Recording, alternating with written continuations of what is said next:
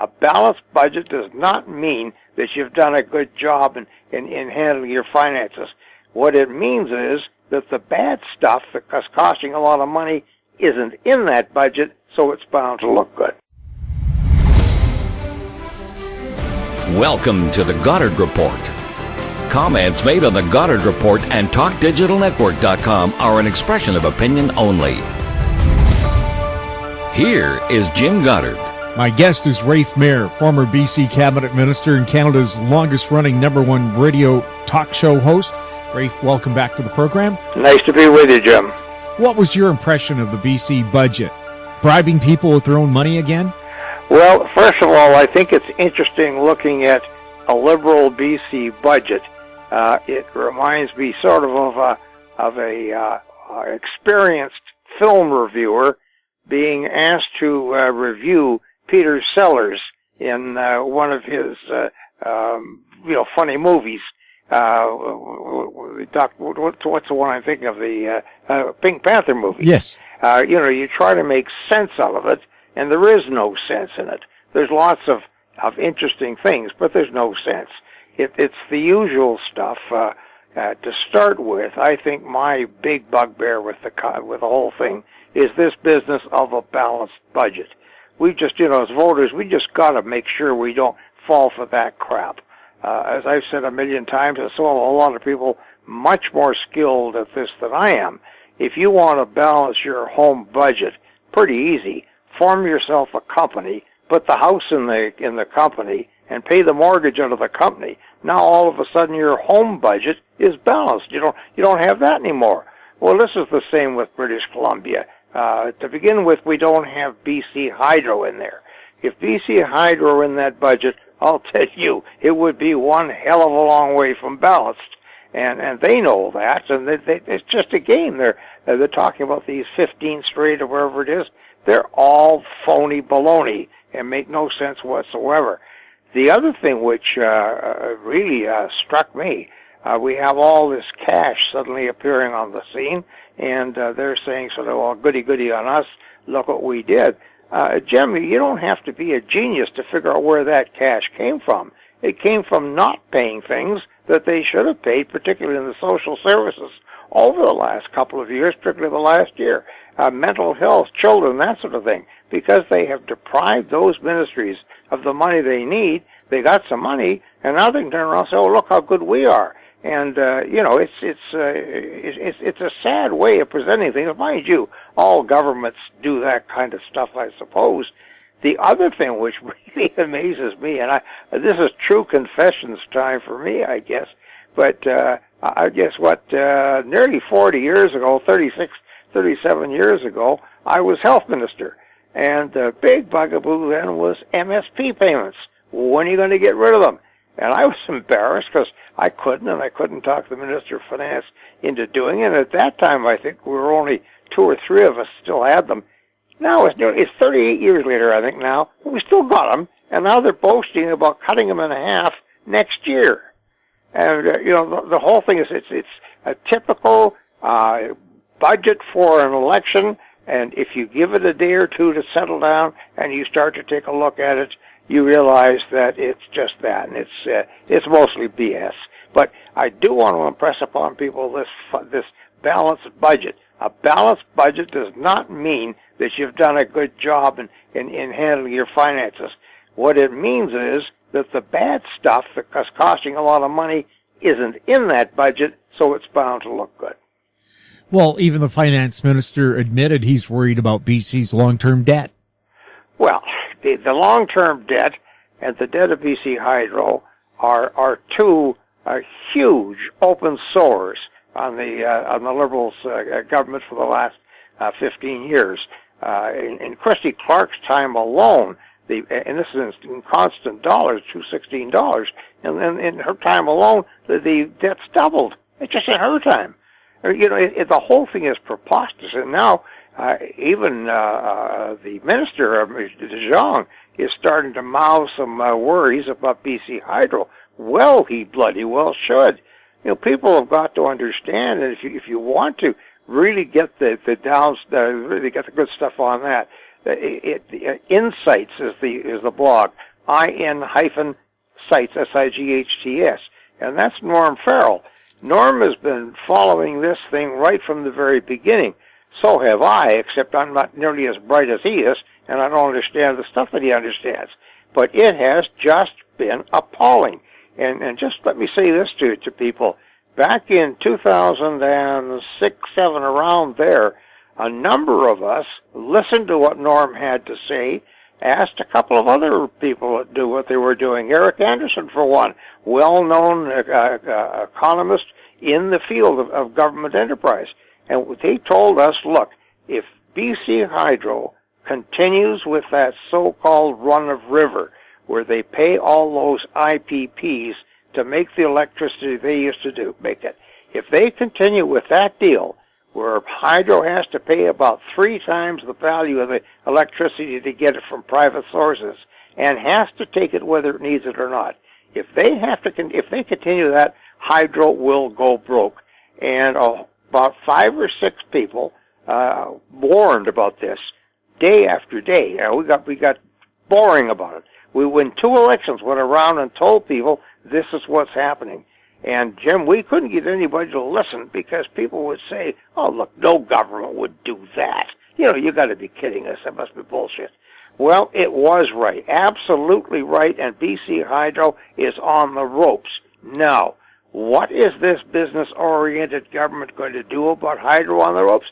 It's going to saddle it with another $10 billion to build Site C without any customers or any prospect for customers other than if they raise an LNG industry. Now, this is your business-oriented government. They have bankrupted the biggest crown corporation and best crown corporation we ever had. I'm not kidding to say it was the envy of the world, and they've run the province into debt. In the meantime, they shuffle the books around and take all the bad stuff off and say, look, we balanced the budget. I mean, normal people, you and I, we go to jail for this. What about the loss of what we would call critical voices on the radio? Ian Jessup in Victoria let go because he was having guests on who weren't pro-government. Now Cash Heed, who was a talk show host at Pulse FM in Surrey, let go because he'd lined up a number of guests who weren't exactly pro-government. And he pointed out he'd invited Christy Clark to be on his show at least 8 times, and she didn't even answer his requests with a no. She just didn't answer at all. Well, I know that game very well. The Christy Clarks of the world will not answer that, and then they'll complain that they're not getting a fair hearing on the radio, and they weren't there to give any kind of a hearing. The Liberals are famous for this. I got fired by the CBC by the lady who's now the Attorney General because I criticized her. She and Mo Sahota and I were on together, and Mo and I would take the questions from the host, and we would try to dissect the politics of it, etc. And, the usual way you do in those sort of things. And she would come on and say, oh, my goodness, the Premier's up in Prince George explaining that all now to the good people, all that kind of crap. And I said, you got to come to the party here and get on doing some political criticism. And I did it often enough. I got fired. So, I mean, this is an old game. But in days gone by, when the stations stood behind their broadcasters, and then I'm talking about the days that I was there and damn lucky to have them, when Gary Bannerman and myself and Pat Burns and on it goes, Jack Webster in his time and John McComb, so on, when the station stood behind you, you could call the governments for what they were, and they suffered if they didn't come on. Bill Bennett didn't want to come on the radio, but he came because he knew damn well he'd get roasted if he didn't. Now they're safe, and I hate to talk about, I don't know whether it was a conspiracy or what it is, but we do know this, that the radio stations for a long time are now covering for the government. And whether that's because of advertisers or what it may be, I'm not prepared to say because I don't know. All I know is a fact that that's the case. And when you get people fired like the people we just mentioned, it's just a crying shame, and it's a shame for the public. Well, Cash Heed was a person, I dealt with him when he was a police superintendent for the Vancouver Police, He went on to become the police chief of West Vancouver. Yeah. He was BC's AG for a while. A man who has a lot of credibility. And to shoot him down, I think, is pretty disgusting. Well, it is, and that they can get away with it's pretty disgusting. You know, I've told this story before, but it's true, and everybody who was with CKNW in that time will tell you exactly the same thing. As long as Frank Griffiths owned CKNW, the broadcasters were backed up 100%. And I can remember a classic case, and I'm sure every one of my colleagues of that day can tell a story similar to this. But when Bill Vander Zalm was the premier, I was doing the afternoon show at CKNW, and George Garrett and I were giving him a pretty hard time. He had all kinds of problems with pub licenses and God knows what all, and we were giving him a hell of a hard time. A delegation of salesmen went in to see the manager of CKNW, Ron Bremner, and they said, if you don't get Rafe off the air, we can't sell time. And Bremner said, with the numbers he gets, if you can't sell time, you should find another job. Besides that, in our business, free speech is our stock in trade. And he sent a memo around to everybody on that score. This is what we sell on CKNW, is free speech. And advertisers had to go along with it. Now, advertisers may have a bigger hold on companies now than they did then. I don't know. But I do know this. The moment Frank Griffiths left, we all knew it was only a matter of time before the noose was going to be tightened, and that's exactly what happened. We'll have more with Rafe Mair right after the break. Keep informed. Receive our weekly recap of thought-provoking articles, podcasts, and radio delivered to your inbox for free. Sign up for the HowStreet.com weekly recap on our homepage, HowStreet.com. I'm Larry Ray, President and CEO of American Manganese, Inc., listed on the TSX Venture, ticker symbol AMY, A-M-Y, with proprietary patents in the U.S., China, and South Africa. Our focus is on recycling lithium-ion batteries for electric vehicles. China recently legislated the responsibility for recycling onto their electric vehicle manufacturers and importers. For more information, please visit AmericanManganeseInc.com or phone me, Larry Ray, at 778-574-4444. Gem International is a new diamond explorer in the richest diamond producing country in Africa, located next to the fourth largest producing diamond mine in the world. International Spotlight is on an 1109 carat diamond recently discovered in Africa by a fellow Canadian junior with a proven operator and finance team. Gem International trades on the TSX Venture Exchange, symbol GI. Visit us at gemdiamondmining.com. In Goddard we trust. Welcome back. We're speaking with Rafe Mair. Rafe, Canada has a mini version of the refugee crisis they're facing in Europe, and that's people sneaking across the U.S.-Canadian border to come to Canada because they fear their refugee status will be taken away in the U.S. What should Canada do? I think Canada should continue to take these refugees from the United States. Now, first of all, let's remember, Jim, we're not talking of hundreds of thousands of people pouring across the border. And even when that happened in 1956 with the Hungarians, and Canada took a big share, we prospered and profited from that, and we still profit from that to this day because of the human resources we got. But I think Canada has got to stand out as a beacon in this. There's no way in the world, morally, or even in terms of tactically, we can look as if we're going to help out Mr. Trump and this outrageous business he's on in the United States right now. Yes, it's true. There are refugees in the United States that are very illegal and so on and so forth. They've been there a hell of a long time, Jim. It's kind of tough to come along at this time when they got kids in school, universities, all the rest of it, and suddenly say we're going to round you up and send you back to where you came from. You know, this is a little late in the day to start that game. And for us to in any way show support for that, I think would be dead wrong. And I hope that Mr. Trudeau bears that in mind.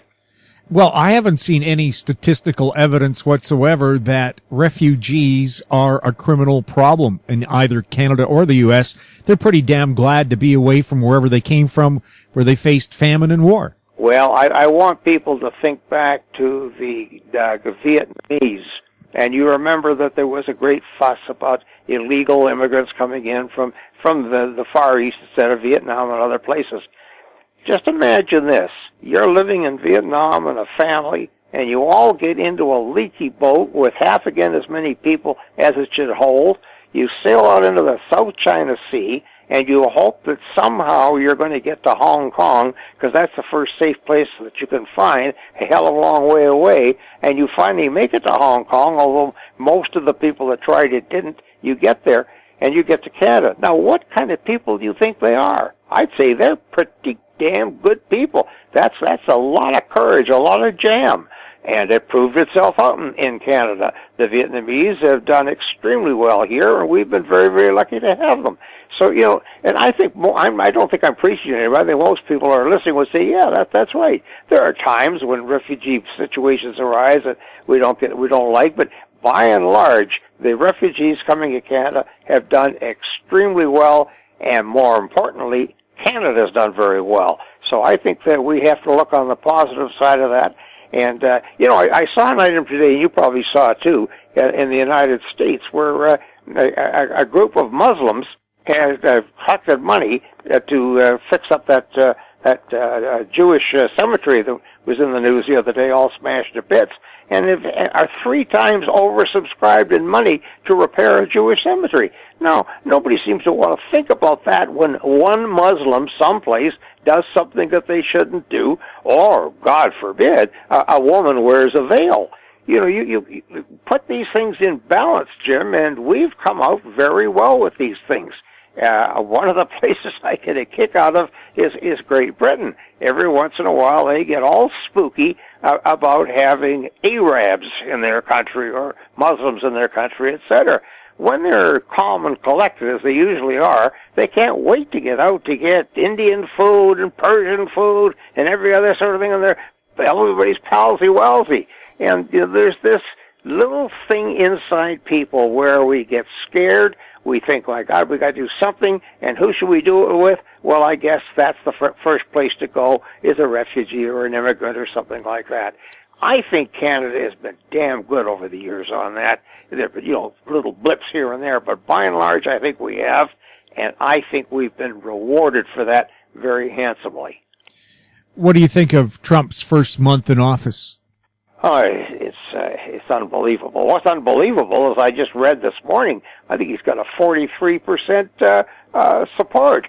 When I first read it, I thought it said 4.3%, and I thought, well, that's about right. But it's 43%, so he's still got damn near half the people in the United States think he's doing a hell of a job.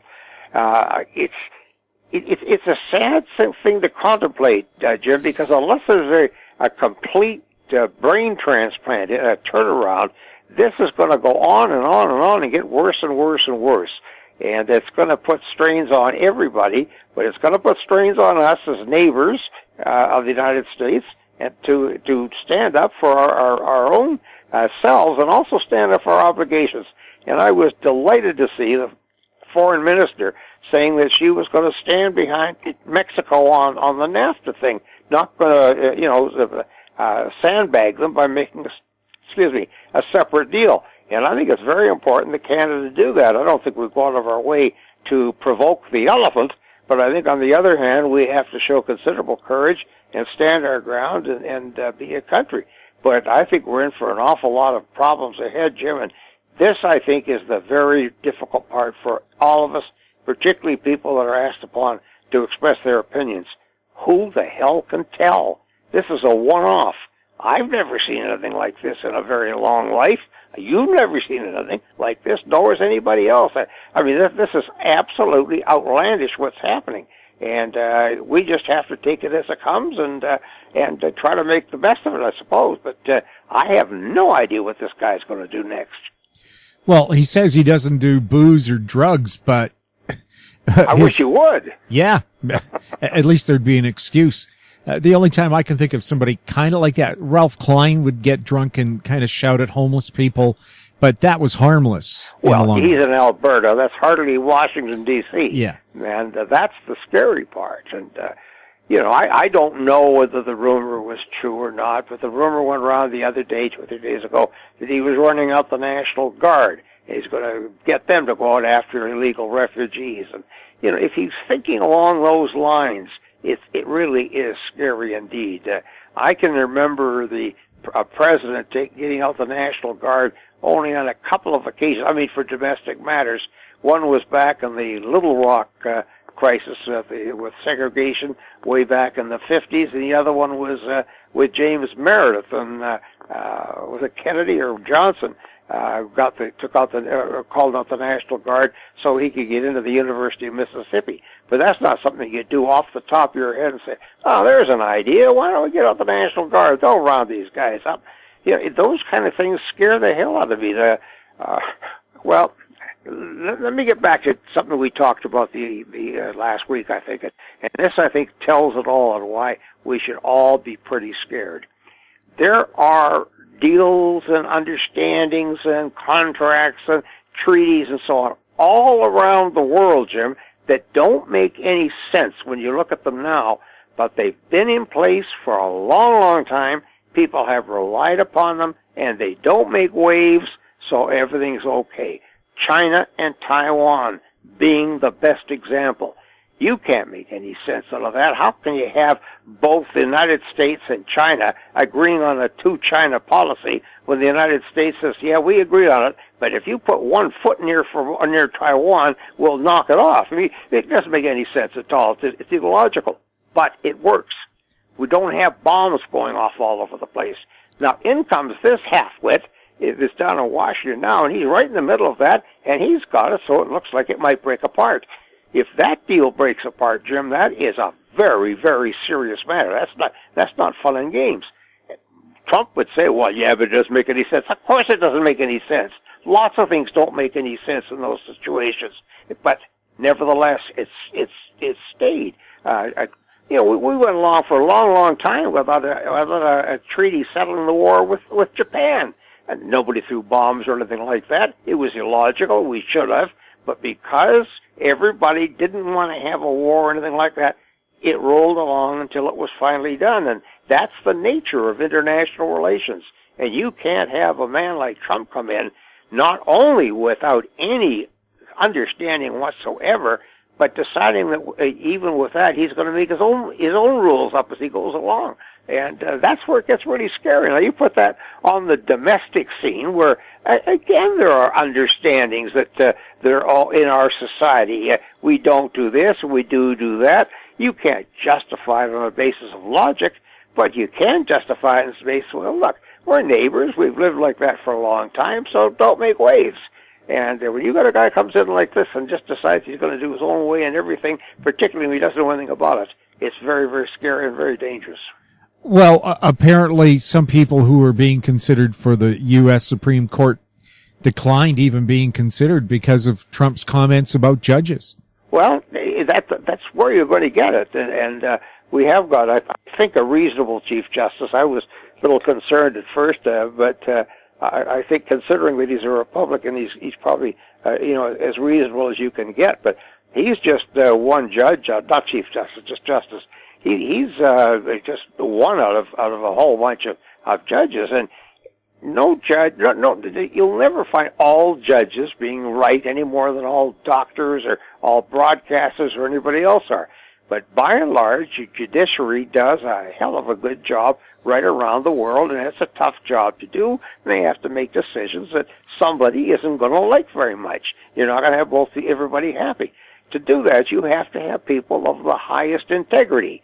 Now, when you go along like Trump and start just bad-mouthing them in general, a judge in Seattle whose name says Roberts, when you say that excuse for a judge, that sort of thing, that's a terrible thing for the President of the United States to say. I mean, that would be bad enough for a member of Congress to say, but to have the President of the United States saying that thing, that kind of general complaint about a judge because he didn't like the decision, That can't happen. You can't expect to have good men and women come forward to be judges when they're going to be subject to that. They're going to say, the hell with it. Most of them take a salary cut to go to the bench in the first place, and people are simply going to say, no, who needs that? I'll stay where I am, thank you very much. And then, of course, you do start to get an inferior judiciary because the best people are saying to hell with it. Getting back to the BC budget, last election campaign, Christy Clark promised all these jobs with LNG. Well, none of those projects have happened, and now she's still kind of hinting, but that's our future, that's our legacy. Well, Jim, I don't know, quite frankly, how anybody can believe a word that woman says under any circumstances. I don't think I'd accept a weather report in the middle of a blizzard from her. Just nothing she says ever makes sense, and it's all, I guess I should say, inflated. I have a better word than that. Now, to come along and say, we are right on track to be debt-free in 2021, does anybody even begin to believe that? I suppose there are people that believe it. There are probably people that still believe that LNG is right around the corner and that the Prosperity Fund will have $1 gazillion in it the day after tomorrow. I suppose there are people that believe that. This woman is incapable of telling the truth if the lie is going to do some good, and the lie usually does some good because people believe it. I have never seen anything like this in my life. She and Trump, they really belong to each other, you know. It's a pity that we can't get them together and put them off in one small country somewhere that we don't worry about. But, you just can't accept any of what she says, and it's sad. It's terrible. I'll tell you this, Jim, and I think I can speak for all the people that were ever in politics the time I was, NDP, SOCRED, doesn't matter. None of us, I think, would have dared to be like her because we'd figured we're going to be thrown out in our backsides the moment we did that. And I had lots of arguments with the Dave Barrett government, and he had lots of arguments with me. But I don't think ever we thought that the other person was, seriously crooked or unethical or lying or that sort of stuff. Sure, you gloss things up a little bit from time to time. That's what elections, I suppose, are all about. You put on the best face you can, but you don't lie. You don't come up with things that just aren't going to happen.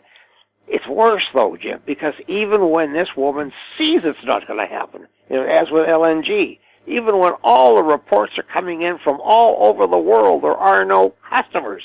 If there were customers, you're too expensive. You're just not going to, even when that was all pouring in, she was still telling us we're on track to fill up that Prosperity Fund, pay off all the debts of British Columbia, stay with us. We've got a huge LNG industry coming. One more thing on that. Has anybody ever considered that LNG is a fossil fuel that we're supposed to be weaning ourselves off, not making more of? And the historical line goes, I would think, against fossil fuels, and yet she is promising us more and more and more. It's bizarre, but I guess the other side of that coin is, where is Mr. Horgan in all this? Rafe, thank you so much for chatting with us. My pleasure, Jim. Anytime.